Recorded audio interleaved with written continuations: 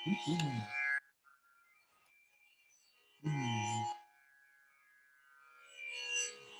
ki jai, Shriman Mahaprabhu ki jai, Shri Sadbuj Gauranga ki jai, Shri Harinam Sankirtan ki jai, Tirobhab Mahotsav Tithi Srila Gopal Bhatta Goswami ki jai, Gaur Bhaktavinda ki jai, Gaur Premanand.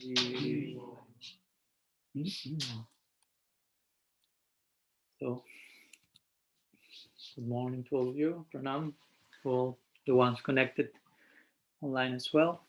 And greetings from Sri Chaitanya Dham in Finland.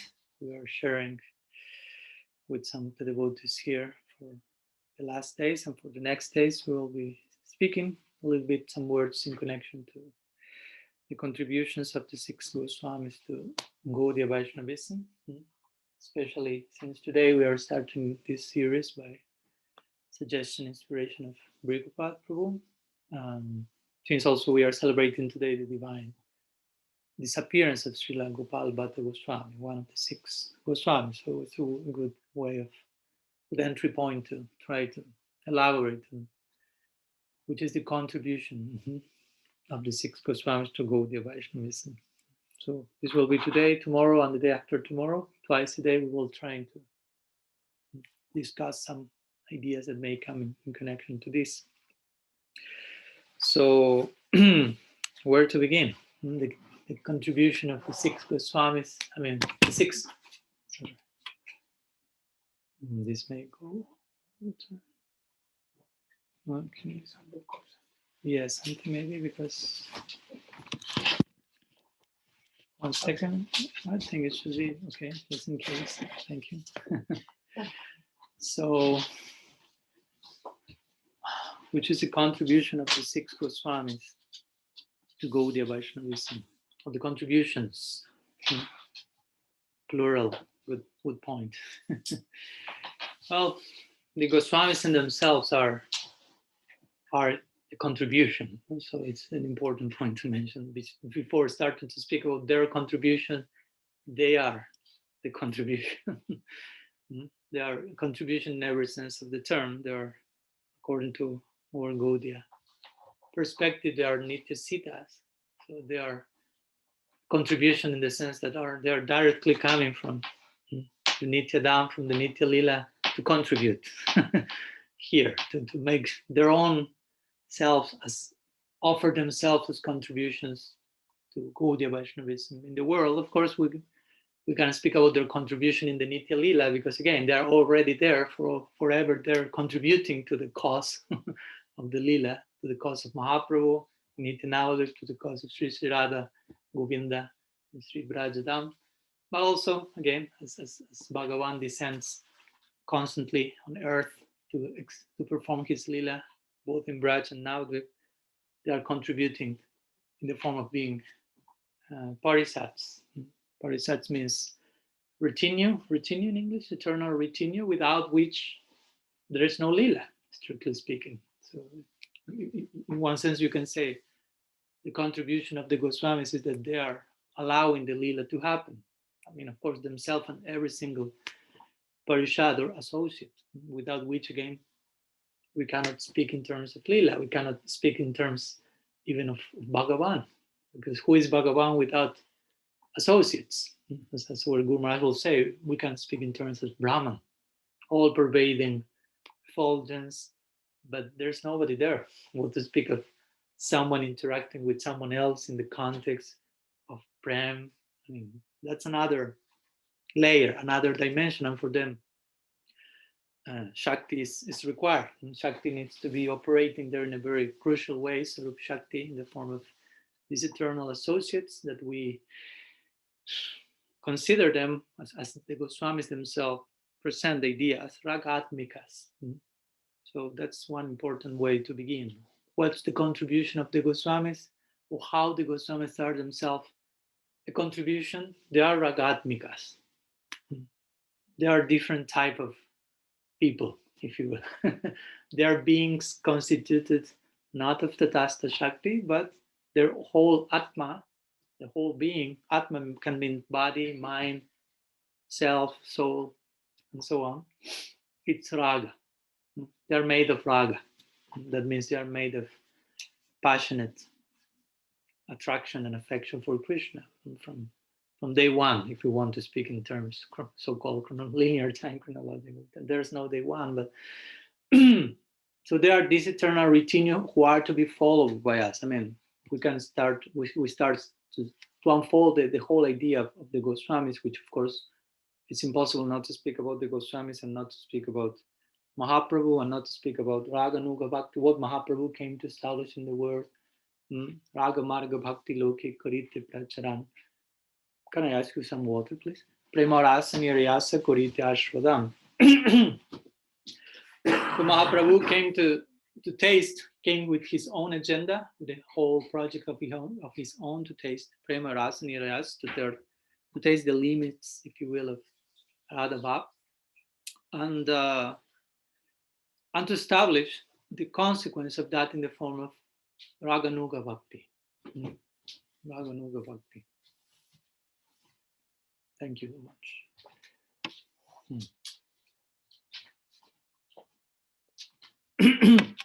In our last meeting in the Brahma Gita, we were studying some of the prayers of the immediate reply of Uddhav after Sri Radha sang her Brahma Gita, her song to the bumblebee.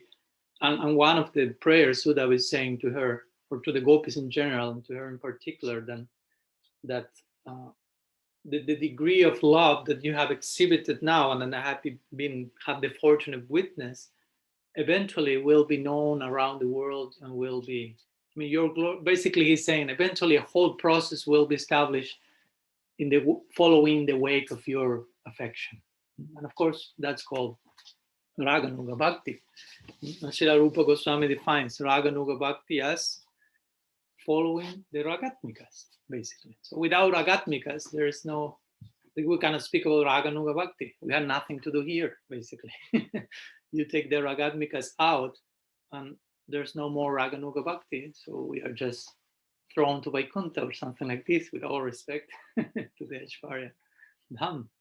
So these Goswamis, going back, they are in the Nityadam in Braj, of course, they appear as Manjari, Rupa Manjari, Lavanga Manjari, Tulasi Manjari, and so on. And also in Gaur Lila, they appear as the 6 Goswamis.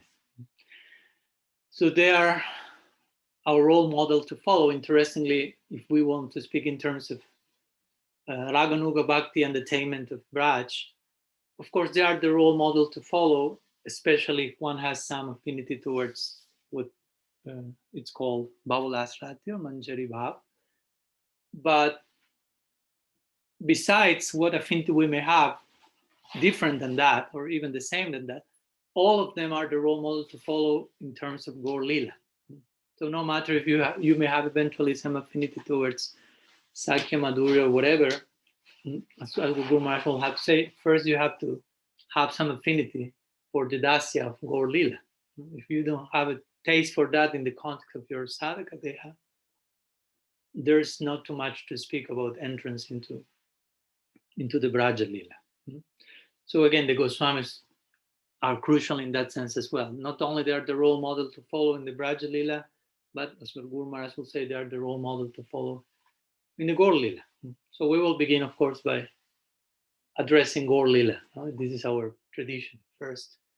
This is our form of Gaur Chandrika, of beginning with those invoking auspiciousness in the context of Gaur Lila, and eventually we will, of course, naturally be transported into the other face of Gaur Lila called Krishna Lila. So of course, if we speak about the contribution of the 6 Goswamis in connection to the Gaur Lila, we have to speak about Mahaprabhu, because again, in the same way as the 6 Goswamis are in themselves a contribution, their very being is Raga, Atmika, it's made of Raga. Their very being is a contribution. The very body, mind is a total contribution for us to follow eternally. They are the facilitators of what Mahaprabhu came to experience. So it's very important to speak about who Mahaprabhu is. What's the contribution of Mahaprabhu? Naturally, that will take us, what's the contribution of the Goswamis, because you cannot separate one thing from the other. So today I will prefer to concentrate today in the morning, at least in this direction. What's the contribution of Mahaprabhu, and therefore, what's the contribution of the Goswamis as the masterminds of the Sampradaya, or as our Guru Maharaj will put, the architects of the Gaudiya Sampradaya that are making the waterfall or volcanic eruption of Mahaprabhu's expression into a peaceful lake we can bathe and benefit from, and not get just scared and run away from because of being so overwhelmed.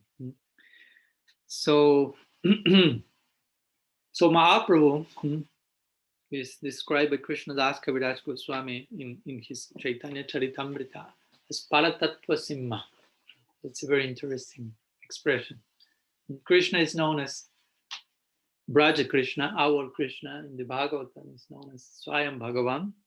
So there is a whole galaxy of gradation there. What to speak of God? As we said the other day, to say God is total abstraction yet for us Gaudiyas. Which God? Which face of God? Oh, Krishna. Which Krishna? Surrounded by which type of bhav, which corresponds with which type of lila and stage and associates and mood. Everything is so specific. Our path is the path of specificity. So it's important to bear that in mind. Not to go mad about details, but as the more we progress, the more we will become obsessed with details in a healthy way, of course. No, not being paranoid about putting the glass like this and like that, or changing my pictures in the bag. It's okay, no problem. But being obsessed with a particular detailed way of addressing the absolute and serving and offering some pleasurable service. Anukul seva. Anukul seva means favorable service. But favorable doesn't mean just not unfavorable. I don't want to kill Krishna like Kamsa, so it's favorable. My approach is favorable. Yes, but there's so many gradations as favorability, or whatever the word may be created in this moment. So the more we enter it, we will closer to the object of our affection, the more specific, of course, the relation has to turn, to become. So while Krishna, for us in Braj, is the highest face of divinity, is the Purnatama, the most complete form of the absolute. Krishna himself, in itself, is complete wherever he may be. Even in Dwarka, Rupa Goswami says he's complete. But in Vrindavan, he's the most complete. So he can be more complete than complete because of the particular type of affection he has there. And Bhagavatam describes his Swayam Bhagavan, his God, when God wants to be himself, devoid of all this, how to say, burden of divinity, if you will. I mean, still remains somewhere outside of the Braj, that burden, but he himself is carefree at home, basically. So Krishna, in that sense, Srila Prabhupada has been calling the Supreme Personality of Godhead, which is a very interesting term because, again, we ourselves have so many nuances of personalities in our own self. I mean, we are someone, but we are so many in that someone. I mean, you are some person with your mother, with your daughter, another person, granddaughter, wife. The wife is angry, is another thing. Different races are there as well. Different phases of the non-absolute, or to speak about phases of the absolute. But Krishna is the supreme personality, the supreme moment in the personality of the absolute. When the ultimate phase of individuality reaches the peak in God, that's Braja Krishna. But Krishna Das Kaviraj Goswami says Mahaprabhu is Paratattva Simha. Paratattva Simha means the ultimate limit of the absolute. And in the context of, he's speaking about Krishna Das Kaviraj, and then he says, Mahaprabhu is Paratattva Simha. So Krishna is Supreme Personality of Godhead, and Mahaprabhu is Supreme Personality of Krishna. When God wants to be himself, he's Krishna. When Krishna wants to be herself, becomes Mahaprabhu, something like that. So this is a very unique contribution. Without speaking yet about the Goswamis, that's speaking about Mahaprabhu. The contribution of Mahaprabhu has to do, of course, what he's giving to the world. We are speaking from our particular side. What's his contribution to us? But his contribution, of course, is intimately tied with what he's coming to experience for himself. But whatever he wants to experience for himself, I mean, the nature of Bhagavan is he's not selfish. So it's not that I try that for myself and nobody else will be benefited by that. That cannot happen, because that's not the nature of Bhagavan. Bhagavan is like the stomach or like the root of the tree. No matter, it seems he's taking everything, eventually everyone ends up being blessed by that. So similarly, Mahaprabhu may have his own Krishna, as Gaur Sundar has his apparent separate agenda of tasting Radha Bhav. And yeah, it's his project. We are not trying to taste Radha Bhav as he is trying, but somehow or other, the whole universe becomes included into the project, sprinkled by the consequences of his tasting, his overflow. That's what Guru Maharaj will say. Krishna is tasting something, it starts to overflow, you say? Overflow. And there we are, being sprinkled by that mercy, what we call Guru Parampara. That's why we are here, because of that sprinkling, which is not a mere sprinkling. Now it's raining profusely, so we can create a parallel there. It's like a very profuse, condensed rain, which is there, coming to us through Sri Guru. Sometimes this is the analogy given as we were singing today in the morning. Samsara dhavana lalita lokatranaya karunyaganaganatam. So the analogy is made there. The mercy of the Guru is like a very thick, condensed rain cloud of mercy. So sometimes rain cloud, the water in the rain, I mean, the clouds are made by invisible ingredients of the air getting together, and eventually that forms a cloud and water comes from that. But all that started by something that you cannot see, you cannot put your finger on, and eventually becomes so concrete and so beneficial. Whole Finland is celebrating today because of the rain. So long without rain here. So similarly, sometimes for us the mercy of Krishna or Krishna himself may be like an invisible reality, like an abstraction in our particular situation. Where is Krishna? But when that invisible reality becomes condensed in a particular way, it takes the form of a cloud, and that's what we call Sri Guru.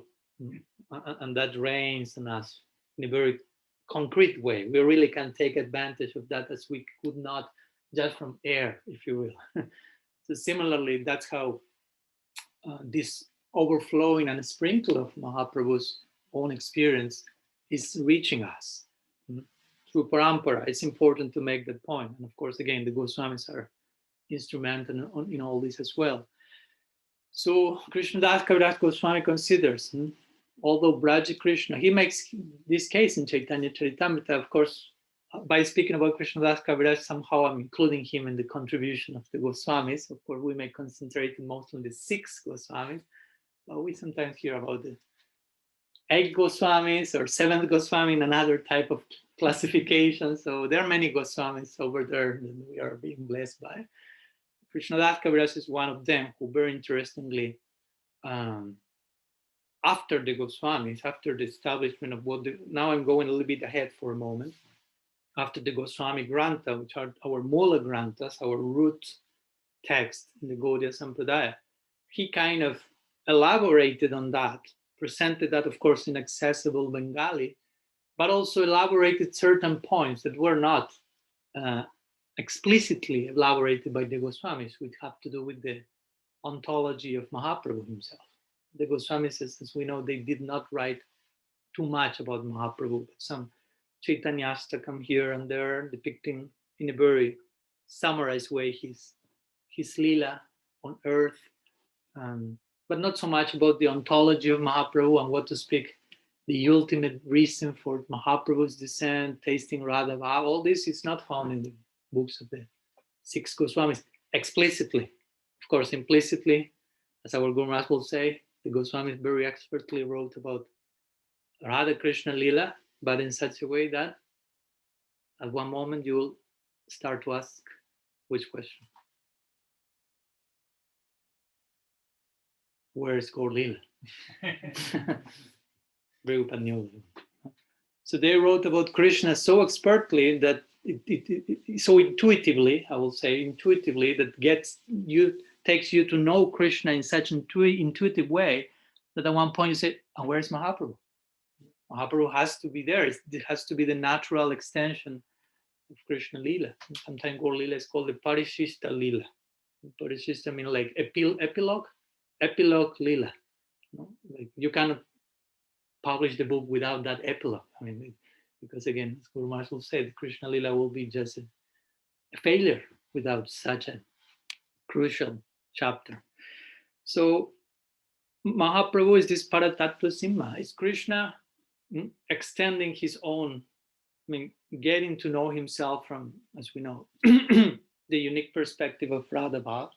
So it's Krishna having a much more comprehensive experience of himself. So it's Krishna being conscious of Krishna Chaitanya, in a way that he was not conscious of himself. So in that sense, Krishna Das Kaviraj Goswami like thinks he's high. I mean, of course, we don't want to think in terms lower, higher, and trying to establish this Krishna and Mahaprabhu like two different personalities, because that can happen, even though we may say Mahaprabhu and Krishna are the same person. It's not so easy to realize that. It's really not so easy. Not so easy. And we should, of course, pray to get closer to that insight. In which sense they are one, how they are one, and of course, how they are different at the same time. So again, Mahaprabhu, Krishna Chaitanya Dev, his Paratattva Simha, the ultimate limit of the absolute, tasting what none other form of the absolute tasted before. And therefore, himself, as what he is, his contribution, what he is about, that's the greatest contribution to the world. And therefore, the Goswamis, who are the facilitators of that contribution, are in themselves the greatest contributors. Mahaprabhu is called also in Chaitanya Charitamrita Dhata Siromani. So Dhata Siromani means like the crest jewel of givers. So again, what he is given, what he is about, he is giving. He's giving what he is about. And what he is about is, again, the highest possible reach of the absolute, which has no limit as well. Sometimes I was speaking with Guru Maharaj some time back, and he always uses to refer to the last verse of Sikshastakam in relation to what Krishna Das Kaviraj mentioned. Oh, here this verse was spoken by Radha. So Mahaprabhu was successful finally. At the very end, last chapter of Chaitanya Charitamrita, he did it. He tasted Radha Bhav fully. But of course, at the same time, we were sharing this idea. It's never possible to fully taste Radha Bhav, in the sense of, it's bottomless ocean, an ending experience. Not that, okay, now I tasted it fully. No more Radha Bhav to taste now remaining. It's not possible. So that's why, and that's the main reason, and he agreed with this point, the main reason why Gaur Lila has to be eternal is because there's no end to the experience of tasting Radha Bhav, and therefore Krishna is eternally dedicated to experience that in eternality. But of course, at the same time, in the Bhoma Lila, there was this unfolding of Mahaprabhu's experiencing Radha Bhav more and more exponentially, and reaching the high point in the Gambhira. So he's like his golden volcano, in the words of Srila Maharaj. It's not so, it may not sound very user-friendly to go and embrace an erupting volcano. I mean, you may take a picture from some kilometers away and upload it in your Instagram or something, and you put, with the volcano here, but not so close.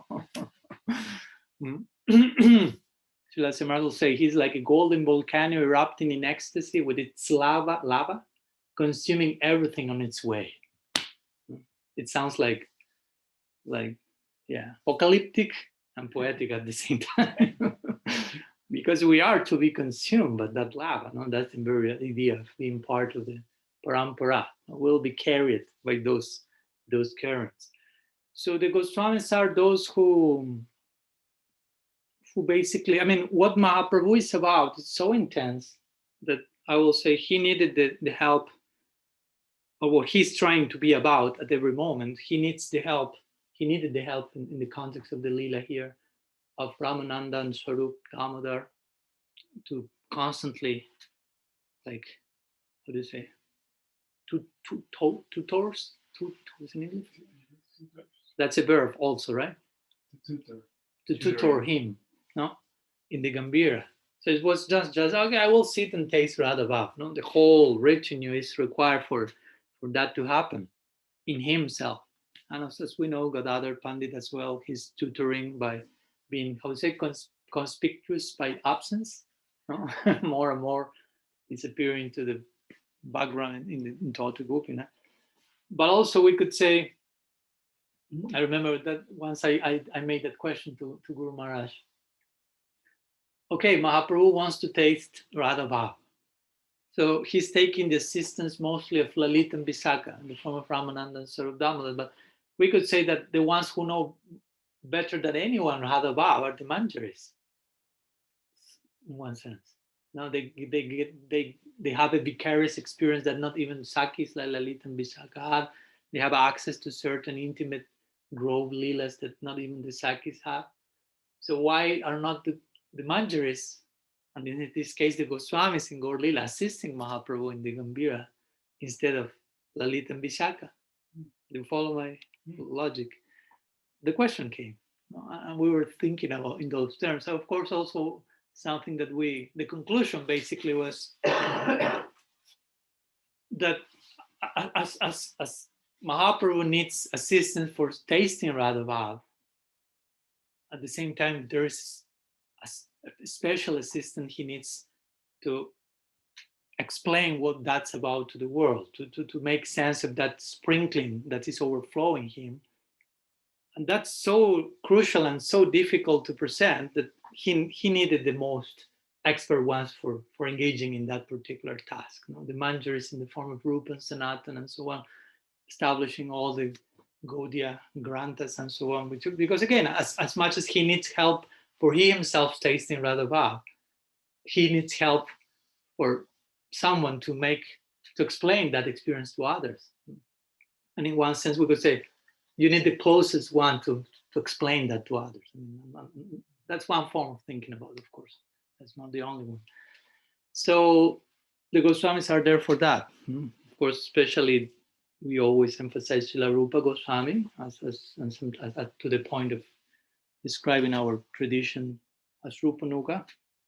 Raghunath Das Goswami was the first, if I'm not mistaken, you correct me, Prabhupada, to mention this concept of Rupanuga in our tradition. So we are the ones who follow in the wake of or engage in Anugatya to Rupa Goswami and his teachings. And because the Goswamis, again, the contribution in this connection is they were so much fine-tuned, you say, with Mahaprabhu's inner wish. Sri Chaitanya Manovishtam Stabitam Yena Bhutale Sayam Rupa Kadamaham Dadati Srapanantikam. That's how Thakur Narottam is offering pranam to Rupa Goswami, and I will say by extension the 6 Goswamis, but one of its heads, if you will, of his leaders, Rupa Goswami, as Sri Chaitanya Mano Avishtam Stapitam Yena Bhutale. That's very clearly speaks about the contribution of the Goswamis. That says Sri Chaitanya Mano Avishtam, the desire Avishtam, which is in the manas, in the mind of Sri Chaitanya, Stapit. I mean, he knew that. Rupa Goswami knew what was in the mind of Mahaprabhu. Mind means desire, and desire means, again, which are the 3 main desires that takes Krishna to come as Mahaprabhu. So to know the glory of Sri Radha's love, to see which is the beauty that she perceives in him, and which is the joy that she derives by perceiving that. So these three desires got hold in the mind, if you will, of Krishna, and that mind became Mahaprabhu, full of these three desires. Really, and Goswamis knowing what's in that mind, and stapitam jena bhutale. Stapitam jena bhutale means, therefore, they were able to establish that in the world. Bhutale, in this world, stapitam, they established Mahaprabhu's mind on earth, basically. What's in his mind, something so intimate, try to imagine, which is the innermost, deepest desire in the mind of Bhagavan, that was systematically established in the world in the form of a practice. That's what we call Gaudiya Vedanta, basically. Gaudiya Vedanta means the mind of Mahaprabhu made accessible by the Goswamis. That's a way of saying Gaudiya Vedanta, sorry. So, and of course, we spoke about that in Bulgaria some weeks ago. One of the main crucial chapters in Gaur Lila that show this is famous Rath Yatra celebration, a very high point in the Madhya Lila, where Mahaprabhu is Krishna and Radha Bhav, making Jagannath, who is Krishna in separation from Radha. Mahaprabhu is Krishna in the mood of Radha in separation from Krishna. Each one making, dancing the other, if you will. And at one point, Mahaprabhu is starting to sing secular poetry in the midst of a religious assembly. The Brahmins, sannyasi, I mean, we don't have a clue. We have to travel in time and enter into the society of the time and what's expected from a Brahmin sannyasi to chant in a religious festival like Rath Yatra. And the conclusion, popular conclusion won't be just pick one verse from Kavi Prakash or some secular poetry and that narrates the love of the young boy for the young girl and offer that to the Lord of the universe. That won't be the first option, but that was Mahaprabhu's kirtan. Like Guru Maharaj will say, it's like if nowadays someone will start to sing, I don't know, some song from Michael Jackson or something to Sadbhuj Mahaprabhu. Imagine today in the morning, Prabhupada say, okay, you can sing now. And I start singing, oh, no, I don't know what. And Prabhupada will like, all right. Till now, everything was fine with you, but now we are getting to know each other. So Mahaprabhu started to sing these songs, and most of the present ones there were totally like overwhelmed, not understanding, bewildered, what's going on here. So they say that mostly Swarup Damodar understood what's going on, and Rupa Goswami. And as we know, Rupa Goswami, what he did eventually was to write the verse of his own, translating, like putting subtitles to Mahaprabhu's mind, basically. That's basically the role of the Goswami. There are subtitlers or subtitling Mahaprabhu's, again, inner mind, which externally takes the form of secular poetry. And it seems like, why is he saying that? Why he's doing that? Why he's shouting this or crying that and rolling on there? And they're like subtitle. Oh, he's about this, he's about this. All these books, they wrote subtitles to this volcano, basically. So, as we know, and when Rupa Goswami wrote this verse, where he was really showing how Mahaprabhu's verse was not about a girl in separation from a boy, but basically Radha in separation from Krishna when meeting in the solar eclipse in Kurukshetra, but not able to meet in a comprehensive way because Raj is not here, basically. Without the stage, we cannot have the drama, basically. It's like, let's make the drama. Where's the stage? No stage, no drama. No. For the drama, you need the stage, you need the characters, you need all the different ingredients. So when Rupa Goswami wrote this verse, basically what he's established, this is a very crucial moment in our Sampradaya because that established this idea. Rupa Goswami, and by extension, the Goswamis, as we will see, each one of them from their own respective contribution and empowerment, they came here to translate Mahaprabhu's experience to the world, to make that accessible to us, to make that relatable and unthinkable and unthinkable. It's unthinkable as well.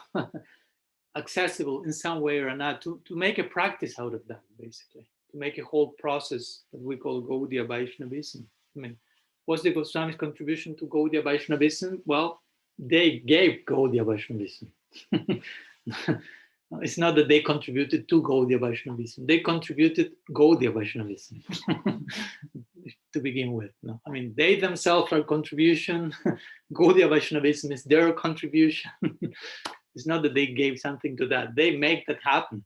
I mean, that's what Mahaprabhu asked them. Please contribute Gaudiya Vaishnavism to the world by writing books, by opening temples, by establishing standards of practice and worship, and as we will see. So when Rupa Goswami wrote this verse, this makes this point. Mahaprabhu, I will make the long story short, he wrote this verse and he put that to dry on the roof of his bhajan kutir, and Mahaprabhu came one day. Rupa Goswami was not there. He found that verse. He was like embarrassed. No, I mean, you have to have adhikar to embarrass Mahaprabhu. That's not so easy. That's the highest form of services. No? When you have such an adhikar and such a reading of the inner mind of your Istadevata, or the object of your affection, that you get to read so much through whatever may be in between, that they will be embarrassed. That's the highest form of service, basically, in one sense. So Mahaprabhu read that, and Rupa Goswami came back later, and he basically showed his approval and showed his mercy on Sri Rupa Goswami by chastising him in a loving way. He slapped Rupa Goswami. That's the most intimate forms of interaction. Also, Mahaprabhu slapping and saying, "How could you dare knowing me that much? I mean, it's embarrassing. It's too much. I mean, it's too much. I thought it was too intimate for anyone to know that. But of course, again, it's Krishna in the mood of Radha, and in front there is one manjari. That one of the many theological points there is. I mean, Radha has nothing to hide, can hide anything from the manjaris, and therefore she's not at all embarrassed in front of them, in one sense. No, that's the pranam mantra to the manjaris. Tambularpana padamardam payudana divisara divir brindarani maheshwarim priyataya sayanti priya prana prastha sakikuda apim kila sankochita bhumika keli bhumiswa rupa manjari mukastada sika samshraya. So I offer pranam to the manjaris led by Shri Rupa, who have such a loving, intimate connection with Shri Radha that she's not at all embarrassed about anything in front of them. But she's embarrassed about some things in connection, for example, to Lalita and Vishak, after Shri Radha has some loving meeting with Krishna, and she will tell the managers, please, or she will tell Krishna sometimes, but help me to make up for my braid and all the ornaments, because Lalita and Vishaka, the Sakis are coming and they will joke on me if they realize that I will. So you have to do it quickly. And Krishna may start to do it. There are many pastimes in that connection. You have to put the laka, how do you say? Lac on my feet, and Krishna will start and take a peacock feather and lac, but it's too much for him. I mean, it's too much mercy he's feeling. He's receiving too much. He's starting to tremble, and Radha said, no, he doesn't know how to do it. And he calls some manjari, you do it and you teach him how to do it. Krishna's like, oh, I'm teaching better from you. So in this way, these manjaris have a very, understand themselves basically of Sri Radha. Rupa Manjari is the Rupa, the beauty of Sri Radha, and in this way to say that each one of the names of the manjaris represent one extended attribute of her. So they really know Radha Bhav, so they really know what Mahaprabhu is about, so they really know how to translate that to the world. That's important to bear in mind when we say, okay, I will read Bhakti Rasamrita Sindhu, I will study Brihad Bhagavatamrita. what's really happening there. Who is the author? Who is the main source of inspiration behind the author? Why they are writing those books? I mean, there's a background to all that. It's not just, oh, there are the books of the Goswami. There's a whole surcharged background, emotional, ecstatic background. So these 6 Goswamis are really, it's another form. We are here in the realm of Sadbuch Gauranga, so we can speak of the 6 Goswamis and Sadbuch Gauranga, another form of Sadbuch Gauranga, 6 arms. Now the 6 arms of Mahaprabhu extending in a particular way and reaching us in a very unique form. So it's another way of speaking about that. At least being in this realm of Sadbuch Gauranga, I'll take the permission to do that. So in this way, Rupa Goswami translated the mind of Mahaprabhu to such a way that he was embarrassed, but at the same time, of course, that embarrassment led to him to ask Rupa Goswami and the other Goswamis, establish what I'm about in the world, I mean, to the whole world. In one sense, we could say all this began to unfold in the Lila when Rupa Goswami made this verse. And Mahaprabhu said, oh my God, Sri Chaitanya Manobhistam, you know every corner of my mind. So therefore, Stapitam Janabhutale, make that most intimate corner of my mind, establish that and flood the whole world with that. One little corner of the mind of Bhagavan has the potential of creating a flood, you say? No, extreme flood in the whole planet. So the Goswamis are the masterminds in this, the facilitators, and they have done that in a very expert way. We will speak about that in these days, how they engage in this contribution from the perspective of Tattva, from the perspective of Siddhanta, from the perspective of Rasa, from the perspective of Kavya, from the perspective of Lila, of Alankar, from the perspective of Achar, Prachar, from the perspective of all the relative considerations that sometimes are to be engaged in the context of Prachar, from the perspective of dealing with social issues, social sensibilities, Varna Ashram, kings, sponsors of different types, buying temples, writing paper, all this, from that to the heights of poetry and Rasa Shastra, all that was one same thing at the same time. One was their contribution to the cause of Mahaprabhu. And of course, naturally, what we were speaking recently, how they, because we read Bhagavatam, for us, Srila Jiva Goswamis, we will see his Sandarbha established. For us, the Bhagavatam is the main grantha, the main pramana, the main scriptural evidence, Srimad Bhagavatam. But the point is, we will argue with Jiva Goswami. Pranams to Jiva, Prabhu. You are totally right, but at the same time, give us permission to add something to the equation, which is the books, the Goswami Grantha, are even more important for us than the Bhagavatam. Because in one sense, of course, they are known different from the Bhagavatam. And for us, the Bhagavatam, what is the Bhagavatam without the tikas of the Goswamis? That's not our Bhagavatam. Because you can go to so many other sampradayas and they will explain the Bhagavatam through their own lens. I mean, you can even hear Bhagavat Saptaha by the followers of Shankaracharya. I was the other day, I was intrigued to see, let's see how they explain the Bhagavat in monist terms. And they did it. So the point is, there's many Bhagavatas, if you will. The Bhagavat for the monists is one thing, the Bhagavat for the followers of Madhva, for followers of Ramanuja, from the followers of Vallabha. So for us, the Bhagavat is the Goswamis' commentaries on the Bhagavat, and the Goswamis' books written based on the Bhagavat. So it's an extension of the Bhagavat, but it's a particular type of Bhagavat through which the Goswamis are showing actually how Mahaprabhu himself embraced the Bhagavat. Because we know that Mahaprabhu embraced the Bhagavat in a very unique way as, again, the topmost granta. And that embrace, poetically speaking, that embrace that Mahaprabhu made to the Bhagavad, that's what we call Gaudiya Vedanta. You put Mahaprabhu, you put the Bhagavatam, make the two embrace each other. Result of that is called Gaudiya Vedanta. And that's what the Goswamis have tried to articulate mostly in their writings. What happens with Mahaprabhu and meets the Bhagavatam, basically.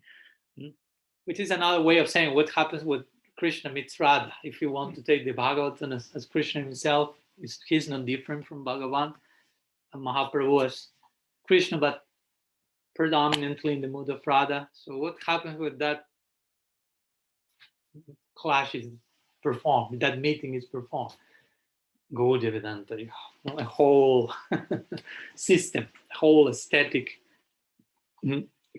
system of penetration into transcendence. So again, some brief words I wanted to share mostly today in the morning, and trying mostly to locate the contribution of the Goswamis first and foremost as in connection to Sri Chaitanya Mahaprabhu himself, what he is about.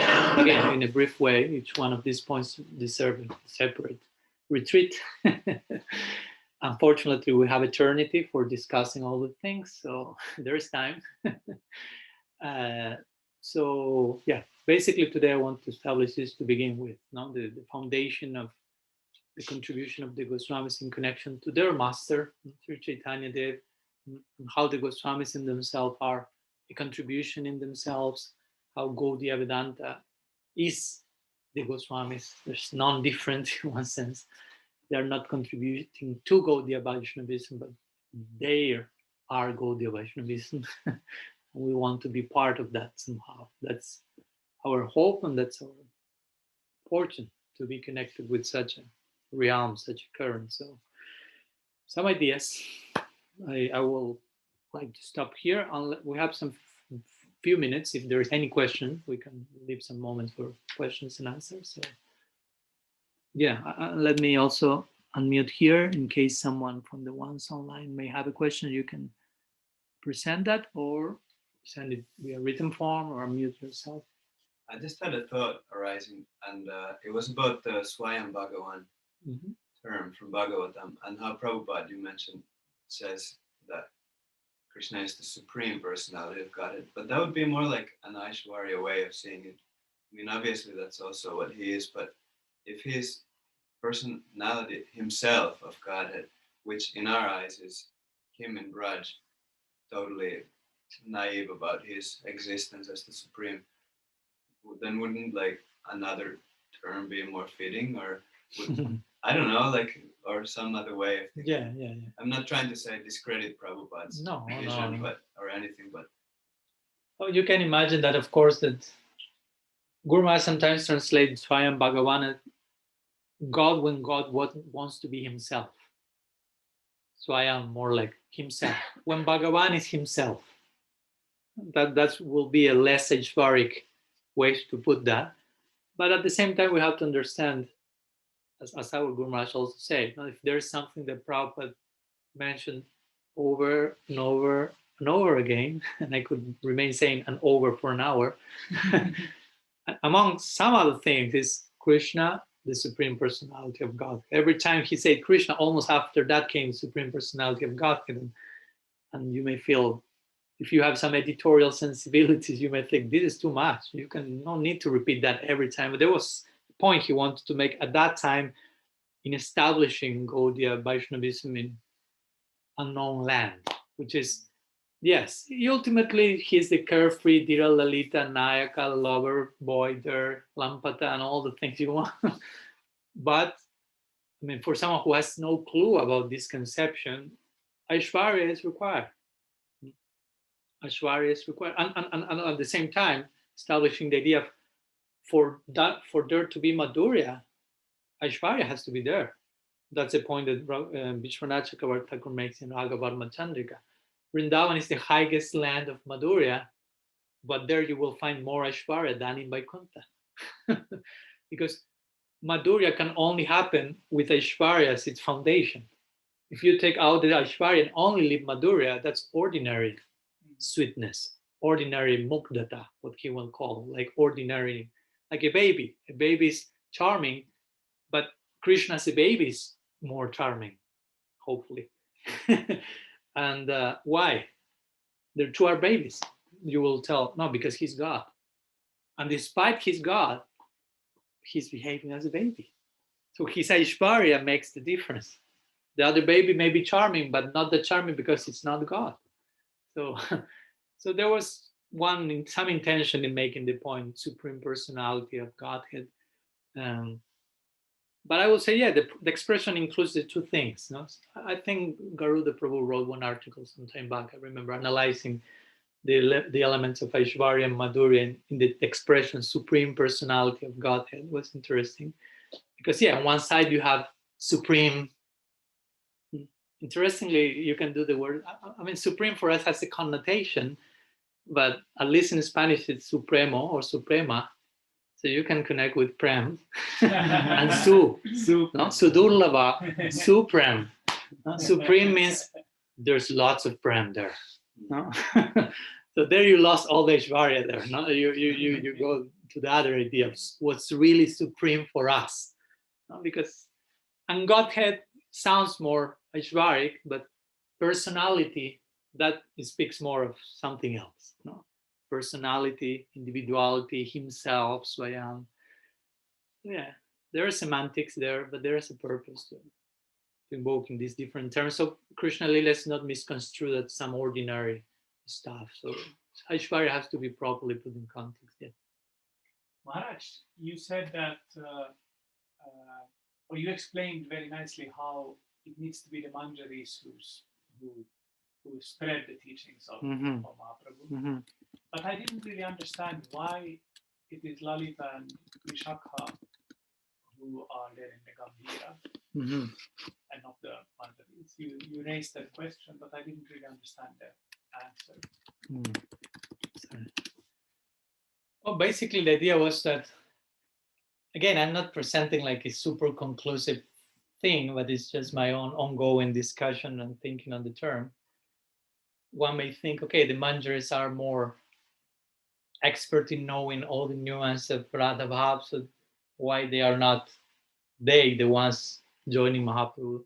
Instead, they are Lalita and Vishakha. Of course, Lalita and Vishakha are Lalita and Vishakha. I mean, they're really intimate, close friends to Sri Radha. So it's not that they are not, how do you say, familiar with Radha Bhav. But my main point was, so much expertise is required in making such an experience known to the world, in presenting that. Again, that's my own inspiration, and I share with Guru Maharaj, and he kind of said it may not be the only way of thinking about that, but that's a valid way. So it's so much expertise is required in translating that experience, that in this case, those closest to Radha were chosen for that instead of being the ones next to Krishna for him to have that experience. So the Goswamis were specially empowered. I mean, as sometimes we have said, it's not that they do not have the capacity to be there. No? Sometimes one Goswami did one thing that the other did not do, but it's not that the other one was incapable, just they were empowered for that particular task. So similarly, one could say they could have been also assisting Mahaprabhu, therefore, in the Gambhira, but for some particular reason they were entrusted to make this a systematic. Again, for you to really explain what's that about, you have to really know that very well. So these managers are the ones who really know that very well. So they were entrusted to present that to the world. And Lalit and Vishakha, who nonetheless are really, Sri Radha's closest friends, they have a considerable capacity to assist Krishna in his project of tasting Radha Bhav. So that was basically the logic a little bit. No? What else? Some other question? There is one question here from Krisangi. Yeah, Haribu. So she's asking, Maharaj, I'm sorry, but I missed the embarrassing verse that Rupa Goswami wrote about Mahaprabhu. Could you please share it again? Well, I'll never share it actually. I mean, officially. I never learned it by heart. Also in Sanskrit, I wanted, but somehow it's in the list, in the waiting list of shlokas. Do you know it, Brigupad? Kaumarya, Priyasoham. Yeah, but I have here the translation.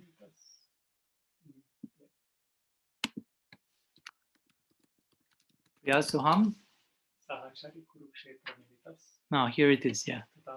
Okay, here it is. We'll share it, the full version for. So, 1 second. So first, let me share the first verse, which is the one that, with this we will close today's assembly. The first secular poetry that Mahaprabhu was singing in the Rath Yatra, and then Rupa Goswami's translation of it, if you will. So the first one, he said, Jakumara harasaiva hivarastaiva chaitra te chunmilita malati surabhaya proda kadambanila Sachava chaiva smita tapi tatra surata vyapara lila vidho rivaroda sri vitasi tarutali chitta samutkantate. So Mahaprabhu sang this in Rath Yatra. He said, that very personality who stole away my heart during my youth is now again my master. These are the same moonlight nights on the month of Chaitra. The same fragrance of multi flowers is there, and the same sweet breezes are blowing from the Kadamba forest. In our intimate relationship, I am also the same lover. Yet, my mind is not happy here. I am eager to go back to that place on the bank of the Reva under the Betasi tree. That is my desire. So that's what Mahaprabhu sang in Rath Yatra, which may seem again like a song from a girl lamenting in separation from his beloved and feeling something is not in place yet. So again, no one could understand, and Rupa Goswami translated that experience with his own verse, which says like this: Priyasoham Krishna sahachari kurukshetra militas tataham sarada tadidam ubayo sangama sukam tatapyanta kilam madura murali panchamajuse maname kalindi pulina bipinaya sprihayati. This verse is found in Madhya Lila, chapter 1, verse 76, as just in case of Sri Chaitanya Charitamrita. So this is a verse spoken by Sri Radha in Kurukshetra. Basically says, my dear friend, now I have met my very old and dear friend Krishna on this field of Kurukshetra. I am the same Radha, and now we are meeting together. It is very pleasant, but still, I would like to go to the bank of the Jamuna beneath the trees of the forest there. I wish to hear the vibration of his sweet flute playing the fifth note within that forest of Vrindavan. Srila Rupa Goswami Prabhupada ki jai, Sat Goswami Prabhu ki jai, Sriman Mahaprabhu ki jai, Sri Harinam Sankirtan ki jai, Srila Gurudev ki jai, Tirubhav Mahot Shakti Srila Gopal Bhatta Goswami Mahasaya ki jai, Gaur Bhakta Vrinda ki jai, Gaur Preman Hari Om. Gaur Bhakta Vrinda ki jai. Vanchakalpatarubhyascha kripa sindhubhyaiva cha patitanam pavanebhyo vaishnavebhyo namo namah. Ananta Koti Vaishnava Vrinda ki jai. Gaur Hari Om.